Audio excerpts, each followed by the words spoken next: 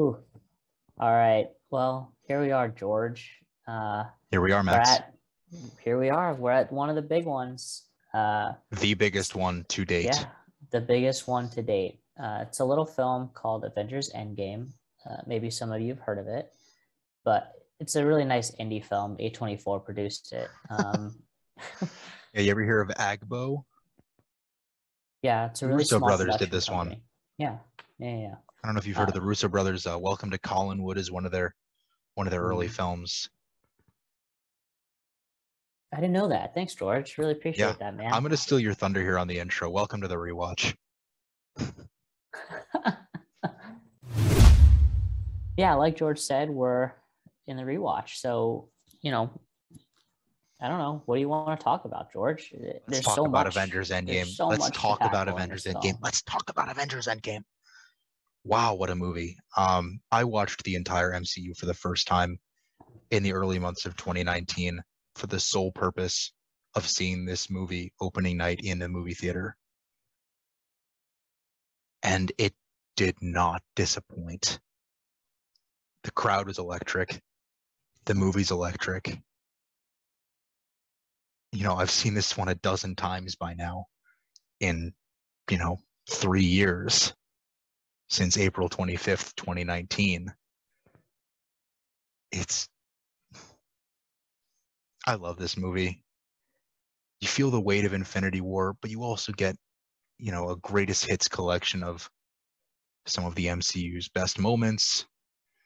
You get real focus on the original six Avengers. You get great character development for Rhodey, Rocket, Nebula, um, and Scott Lang. It's just a love letter, and just for fans who had been following since Iron Man, and for fans who had been following since watching Iron Man less than 3 months earlier. This film is for us. It's for people who have loved and liked and even disliked moments in the MCU. Yep. And, across 3 hours, you get something for everyone with Avengers Endgame. You laugh, you cry, you cheer. You're, I mean, I will listen to the piece, uh, The Real Hero by Alan Silvestri, and it still brings tears to my eyes thinking about Tony Stark's funeral. And, I will listen to Portals, and I'll get this big dumb grin on my face thinking about the moment when Steve Rogers says Avengers Assemble, because, oh my God, he said the thing from the comics. And I appreciate you letting me go off here for the first few minutes, because this is just, what a film. Yeah. It's such a spectacular culmination of everything that has come before. Well, also, I think doing a really nice job of not shutting the door completely on what is to come next. There are real consequences to the events of Avengers Endgame, which, topping the consequences of Avengers Infinity War, that's no small feat, right? That's tough to do. Uh, Coming from a film a year earlier in which you kill half of your favorite heroes, and then suddenly, well, a year later in our time, 5 years later in their time, bring them all back, only to have a fight to top all fights and battles in upstate New York. And Yeah, right on the Hudson. yeah, right on the A Hudson. lake off the Hudson. Yeah. But I mean, just it carries that weight beautifully through both of the two films, both Infinity War and Endgame. That there are going to be repercussions and long-lasting repercussions throughout the MCU from the events of these two films.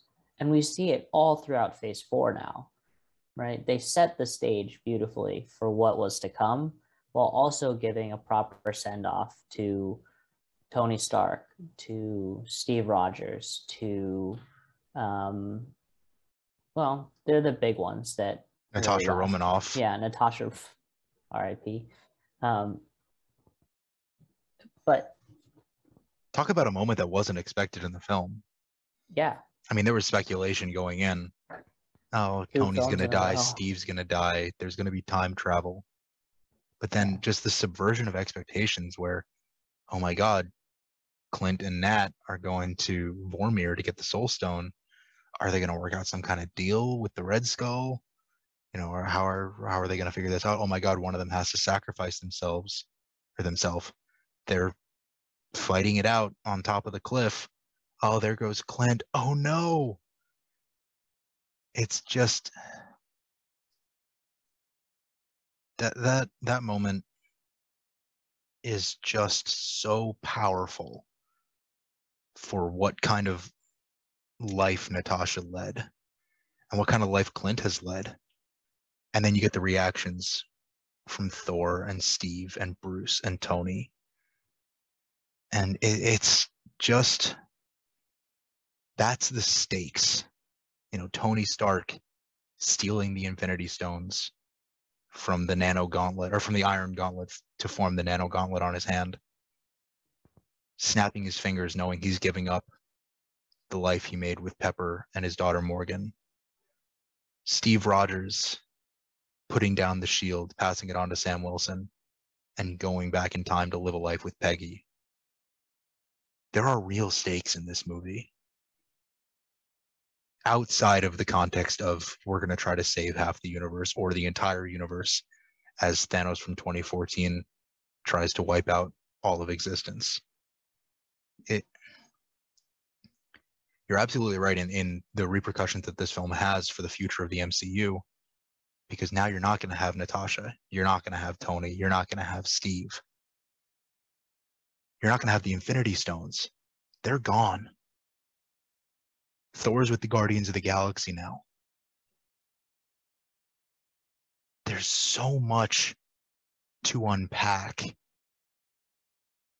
going into Phase 4 that at times when watching Phase 4, you got to remember that, wow, this Endgame was the end game. It was the culmination, the end of the story for the first 23 films, essentially to the first 3 phases. Far From Home is a little bit of an epilogue to that. But it's just,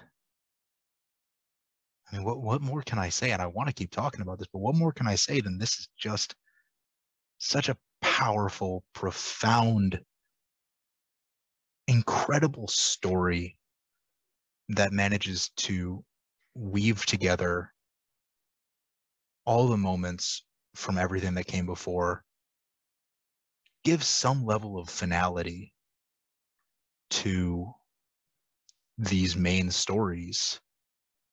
You know, this is the end of the Infinity Saga. And yet, as you say, leave the door open enough. I wouldn't say it's wide open. Not at all. You could have ended the MCU here. You could have said, Avengers Endgame, that's it. We're done. That could have been an option, and it probably was. Or we're going to restart and just tell other stories and start a new universe. But it leaves that door open a crack. Yeah. For stories like WandaVision to deal with the fallout of Avengers Endgame, The Falcon and the Winter Soldier to deal with the fallout of Avengers Infinity War and Avengers Endgame. Loki. To deal with the fallout of both the Avengers and Avengers Endgame. Far From Home, No Way Home. You know, one after the other. Shang-Chi. Eternals. That's a big one. In Eternals, there are literal shockwaves sent across the world, across the universe. And that's just the visual representation of what Endgame did to the MCU. Yeah. And I think, George, your point on leaving the door open a crack is great, because it allows old characters, familiar faces, to re-enter and to come back into the MCU, or not re-enter because they never really left, but just reappear, without it being too weird. But it also gives new characters space to breathe. It gives them space to be their own character without the weight or the pressure of being put next to one of the original six in a TV show or a series, TV show or movie. And I think that's great. And I think one thing that admittedly could be counted as a flaw of those future projects, and not of Avengers Endgame, is, well, why didn't Shang-Chi, why didn't the Eternals, why didn't Moon Knight, the why didn'ts about helping in the fight against Thanos? That, plain and simple, they weren't needed to tell that story. It wasn't their story to tell. They'll be involved in battles against, I'm speculating here, Kang, Doom, Galactus, Mephisto, holding out hope on Mephisto. But there are more stories to tell in the MCU. Endgame is the perfect ending to the Infinity Saga. Yeah. I'm not sure what else I can add that we haven't already touched on. Not a lot of original thoughts to be had at this point. I mean, it's just so good. Yeah, so and I just want to, before I know what you're going to say next, I just want to toss a shout out to the Russos and to Marcus and McFeely for being able to weave together all of these stories into one brilliant film, and being able to give the audience a single story, Avengers Endgame, originally Infinity War Part 2, but really Endgame is the only way that it can be as its own film. There are two parts of the story, but really it can be its own story. And the fact that they were able to bring all these elements together is just a testament to the quality of their work as directors and screenwriters, but also just to to Marvel Studios and Kevin Feige to be able to execute this on that level is amazing as a fan. So now say what you were going to say. Yeah, no better way to close it out than that. Let's jump into rankings and ratings. George? I'm going to be quick. Number 1 out of 32. That's not going to change. It'll never change. This film is my favorite MCU project. I've seen about 850 films in my life. This has never left my top 5 since it entered my list, since I saw it for the first time. Never left the top 5.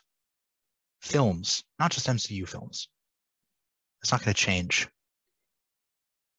And for that, it gets my only 100 out of 100 for my MCU 0 to 100 rating. It's a perfect film. And I love it. Max, over to you. Yeah, I'm also up there, slightly lower than George, but again, like I said with Ant-Man with Ant-Man and the Wasp a couple days ago, when you're this high up, it doesn't matter. And so I'm going to give it a 97 out of 100, just below my number 2 film, which is TBD. Wonder what it is. Project. Sorry, I say films as a default, but Project. Now that we have TV shows in the works, and it's going to be my 3rd out of 32 projects. It's great. I mean, I love this film. It's so good, and I remember in theaters, and it's just as epic as it is billed as, and that's amazing that it lived up to that kind of It was hype. that epic on day one. Yeah. It's that epic 3 years later. Yeah. Well, that's going to do it for us tonight. We're going to close out phase 3 tomorrow with Far From Home. Spider-Man. Spider-Man Far From Home. But that officially closes the door on the Infinity Saga. We will be talking about the epilogue-esque film in Far From Home tomorrow. And then we're jumping into new territory with phase 4 within the next couple of days. So that's very exciting. So tune in with us, like and subscribe, comment, give us your thoughts, do all that jazz, and come hang out with us tomorrow. See you. Enjoy Endgame. Good night. Yes.